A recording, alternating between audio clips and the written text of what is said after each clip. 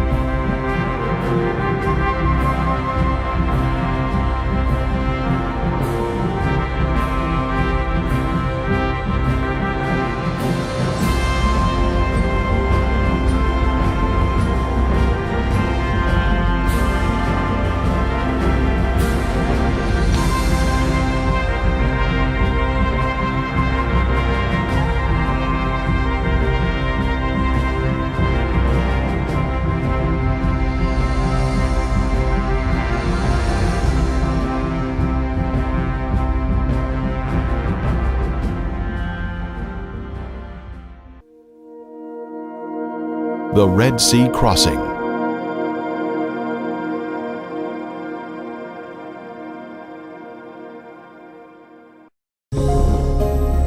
Egypt is steeped with a grand history of ancient science, technology, and beautiful structures. But is there evidence of the children of Israel ever living there? Many years ago, this large stone was discovered in the first cataract of the Nile on Elephantine Island. The inscription states, "For 7 years, there had been no satisfactory inundation of the Nile. As the result of this, grain of every kind was very scarce. In this terrible trouble, King Chesser remembered the god Imhotep, who had once delivered Egypt from a similar calamity. Imhotep can be found in Egyptian history in many places, and it appears he was a sage who was elevated to a god over a period of centuries after his death. Perhaps most confident was Imhotep, the architect who probably conceived of building Zozer's tomb completely from stone.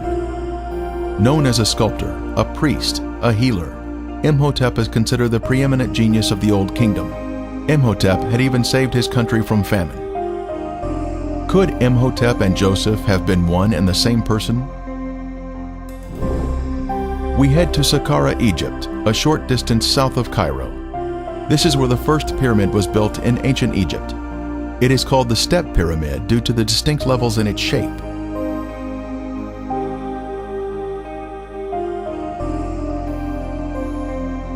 We can see where a smooth veneer layer of limestone had once been applied over the brick, creating a smooth surface, but most of it has since been removed.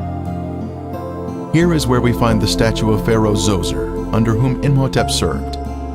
It was on the base of this statue of Zoser that Imhotep was mentioned as a man, not as a god. He was first after the king, with his cartouche shown here. At the complex of buildings, the main hall is of importance to us. It was here and in other locations in Egypt that Joseph saved his country from famine. Then Joseph said to Pharaoh, "Indeed, 7 years of great plenty will come throughout all the land of Egypt, but after them, 7 years of famine will deplete the land." In Joseph's day, as one entered the building, they would make their way down this hallway to purchase grain. There would be many cashiers available for customers of various languages to trade for the much-needed food. The famine was all over the face of the earth, and Joseph opened all the storehouses and sold to the Egyptians. As we exit the hallway through the area in the rear, we see over on one side a series of deep structures where grain was stored underground during the 7 years of plenty. Then over the next 7 years, it was sold to the Egyptians and visitors from other countries. A system of vertical underground silos created a cooler environment for the grain to be stored. This was the design of the genius, Joseph. When grain was removed from storage, the oldest grain was carried up by way of this long descending stairway.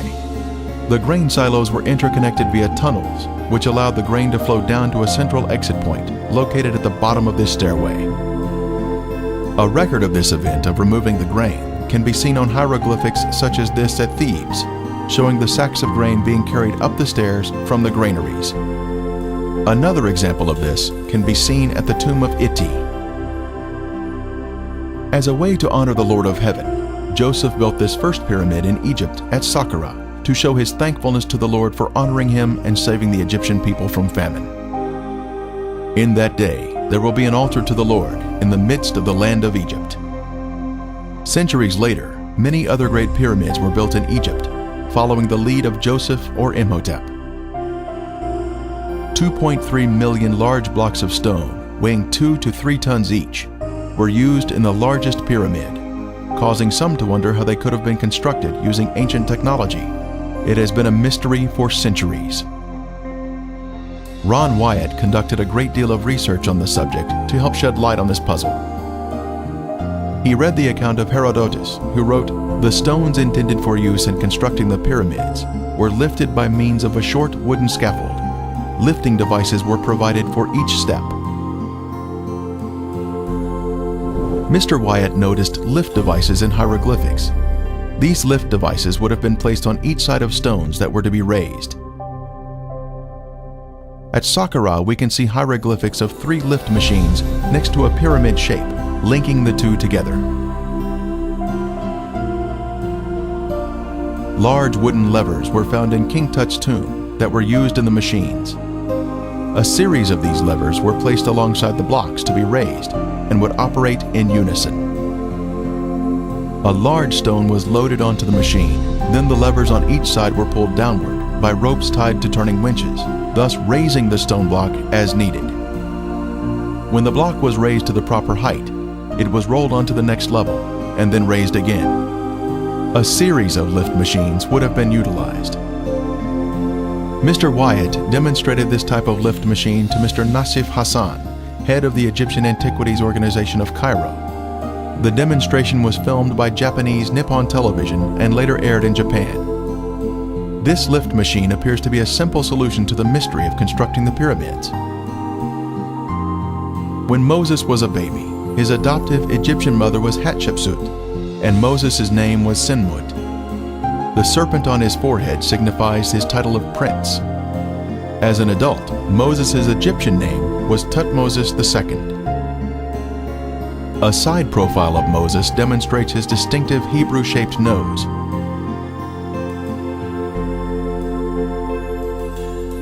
After Moses killed the Egyptian, he fled from Egypt and its territories for fear of the current Pharaoh. When Pharaoh heard of this matter, he sought to kill Moses.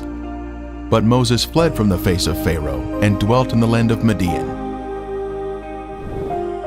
Moses was married and then had a son, whose name described their foreign home. He called his name Gershom, for he said, "I have been a stranger in a foreign land." This tells us Moses was not in any area controlled by the Egyptians. Now Moses was tending the flock of Jethro, his father-in-law, the priest of Midian. And he led the flock to the back of the desert, and came to Horeb, the mountain of God. And the angel of the Lord appeared to him in a flame of fire from the midst of a bush.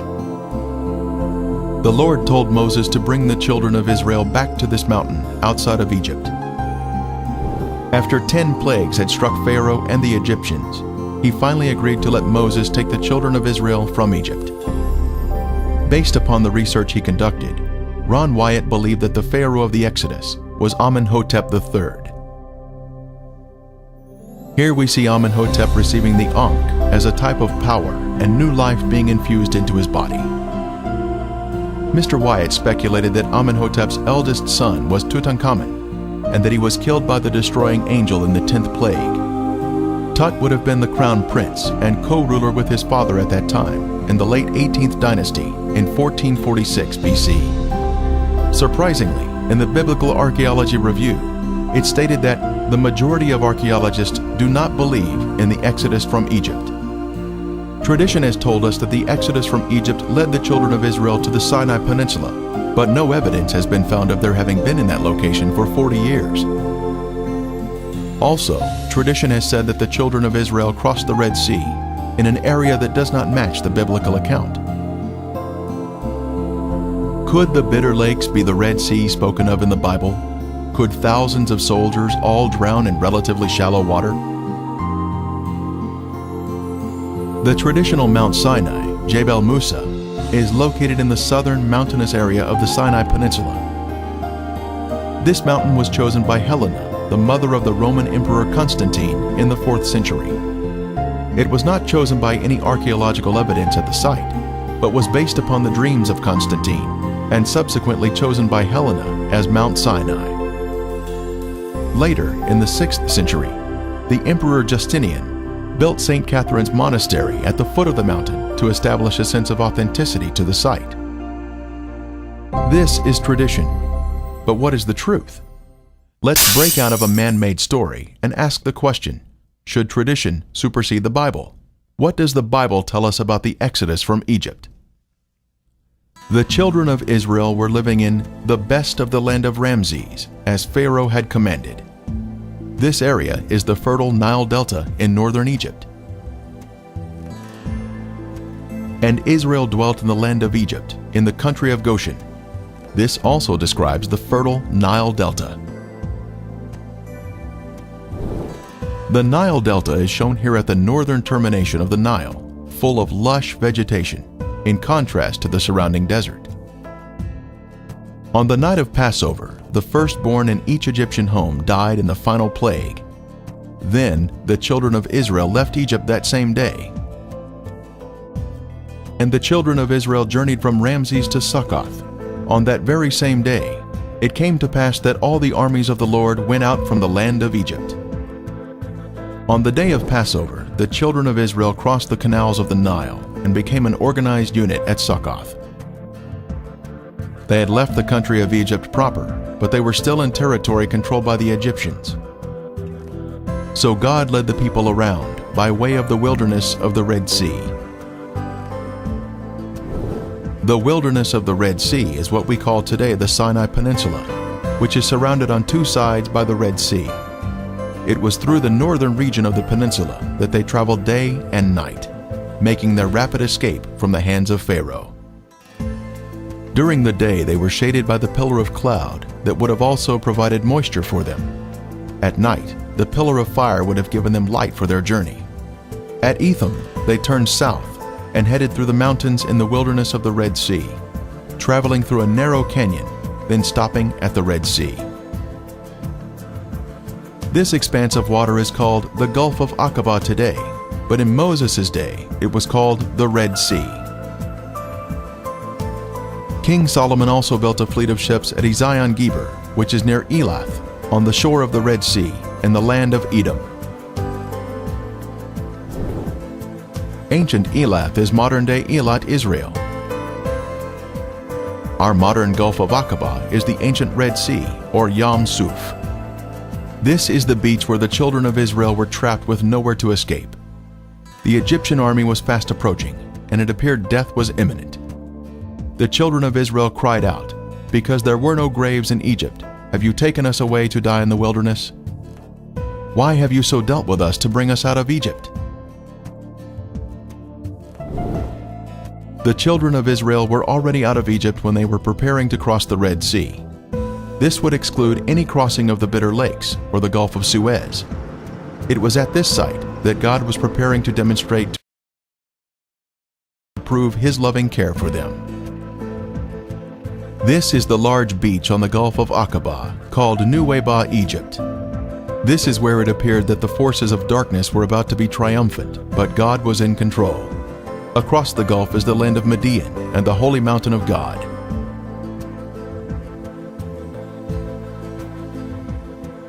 They were to camp between Migdol and the sea, Migdol meaning a fortified city or tower.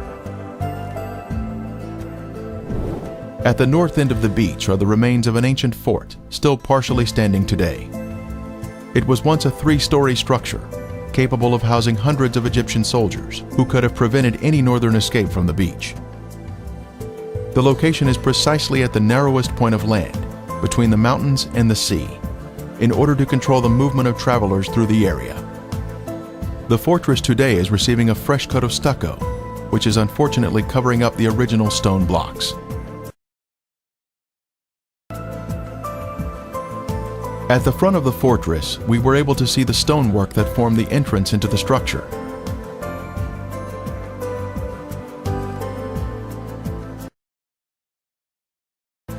In the middle of the courtyard, we can see an ancient well that would have supplied the fresh water for the many Egyptian soldiers that were housed here.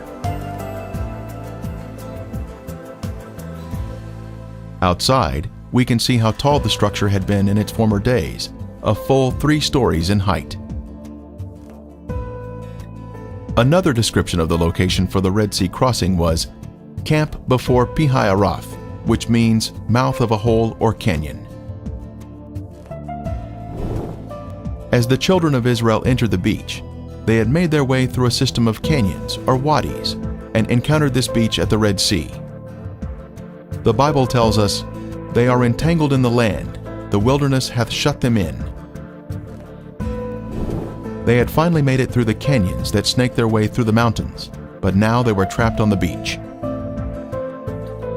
And the angel of God who went before the camp of Israel moved and went behind them, and the pillar of cloud went from before them and stood behind them. So it came between the camp of the Egyptians and the camp of Israel. It was here that the pillar of cloud blocked the Egyptians from advancing toward the children of Israel. For there was on each side a ridge of mountains that terminated at the sea, which were impassable by reason of their roughness and obstructed their flight.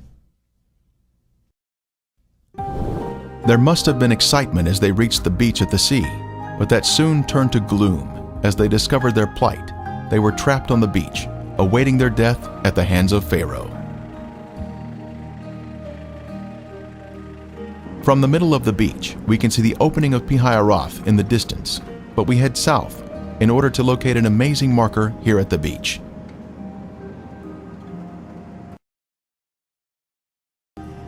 Near the road, we see this large pillar. 78 during his first visit to this beach. It had fallen down and was lying in the edge of the water, but today it is about 500 feet from the sea and has been set in concrete.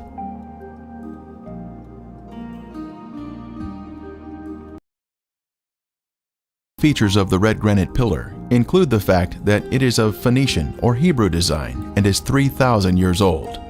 It was placed here for a reason, to mark the location of the crossing of the Red Sea on dry ground.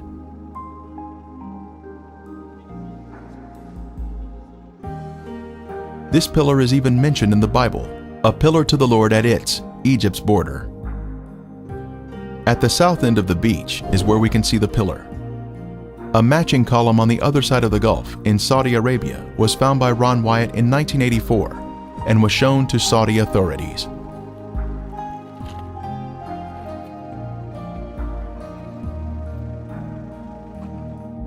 On the Saudi pillar were Hebrew inscriptions which included the words Pharaoh, Mizraim or Egypt, Moses, death, water, Yahweh, Solomon, and Edom.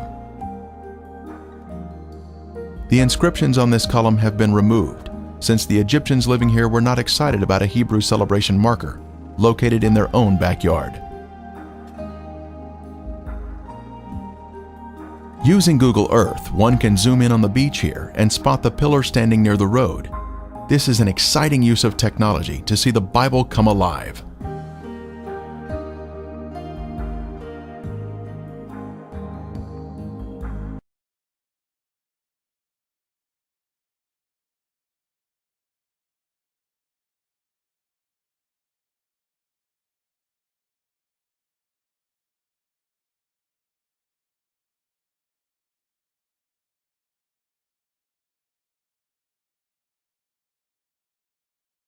A short distance downhill, we come to the edge of the water where a wonderful miracle took place, where the Lord provided protection to His people, even though they were angry and complaining.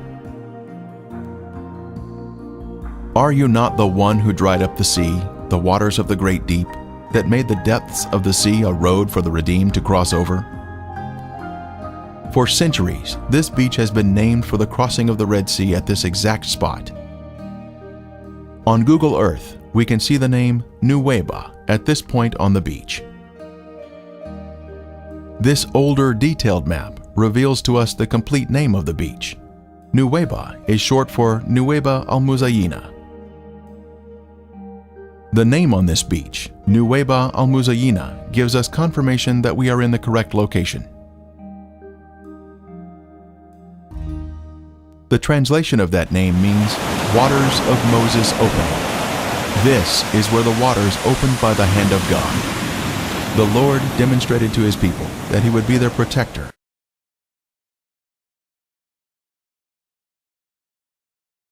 We have confirmation that we are at the correct location. Moses once stood here with the children of Israel, and the water was opened before them by the hand of God. An amazing testimony of truth. Depth charts of the Gulf of Aqaba show the Eilat Deep to the north and the Aragonese Deep to the south. Between these two deep areas is a path through the sea. When Ron Wyatt was at this spot in 1978, he decided to inspect the water.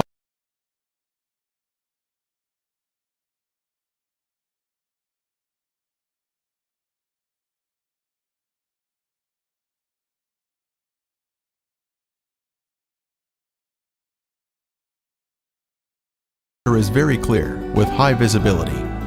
Investigations have revealed artifacts which confirm our previous conclusions about the site. The sea floor is smooth and contains gradual contours. Our first artifact to inspect is this chariot wheel that still has 3 of its 4 spokes, plus the hub is extending upward. We see 90-degree angles here, which are a sign of man-made structure. The Lord looked down upon the army of the Egyptians, and He took off their chariot wheels.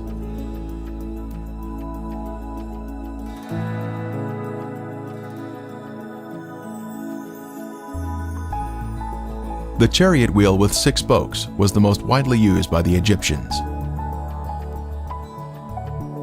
Egyptian chariots were known to use metal hubs in the center of the wheels. Using metal detectors, divers have found metal in the raised hubs that are now covered in coral. Here we see another 4-spoked chariot wheel with 1 spoke missing and a center raised hub. The coral here has preserved the chariot parts by retaining the man-made structure, even after the wood has disappeared. Here we see another wheel suspended on its axle, standing at attention. It has 6 spokes and a raised center hub.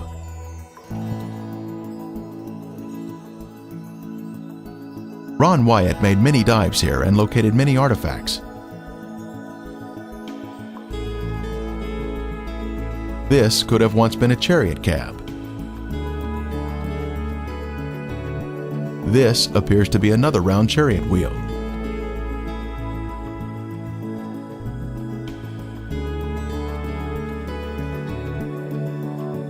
Horse remains have also been found here, such as this shrunken hoof. Horses are not in the Sinai Peninsula today. Human remains have also been found, such as this coral-covered femur bone on the right. Lab tests confirmed that it is in fact bone.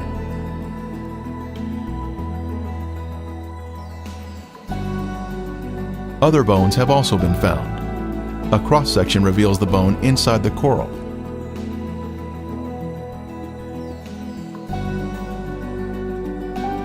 Here we see a chariot wheel standing on its axle in this old 1978 footage shot by Ron Wyatt. Next, we see an 8-spoke wheel with 1 spoke missing. 8-spoke wheels were only used during the 18th dynasty, the time of the Exodus. The premier find here at the crossing site is this gold veneer that was left behind from a 4-spoke chariot wheel. The Bible tells us there were 600 choice chariots used in the chase of the children of Israel. This artifact was left behind at a depth of 200 feet. Since specialized equipment would be necessary to raise it to the surface, Today, it is still in the location where it was found. Since there are chariot parts on this side of the Red Sea crossing, could there be other chariot parts on the other side of the Gulf, showing a continuation of artifacts? On the shore opposite of Nuweiba, inspection of the seafloor in Saudi Arabia has also been conducted to see if chariot parts can be found on this side of the Red Sea crossing. While investigating the Saudi Arabian waters, Viveka Pontian found this beautiful round chariot wheel specimen with a raised center hub. This is confirmation of the chariot parts continuing to the other side of the crossing site, opposite Nuweiba. By confirming the location of the Red Sea crossing, one is then able to conclude without a doubt that the real Mount Sinai must be over in Saudi Arabia, in Midian, just as the Bible says.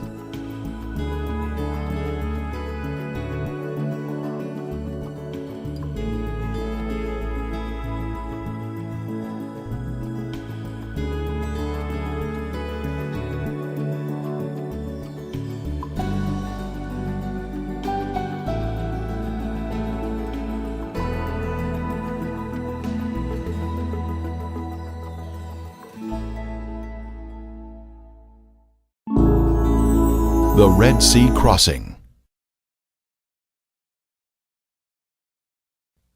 You may order a copy of this program through ArkDiscovery.com. See ArkDiscovery.com to become a direct seller of this DVD.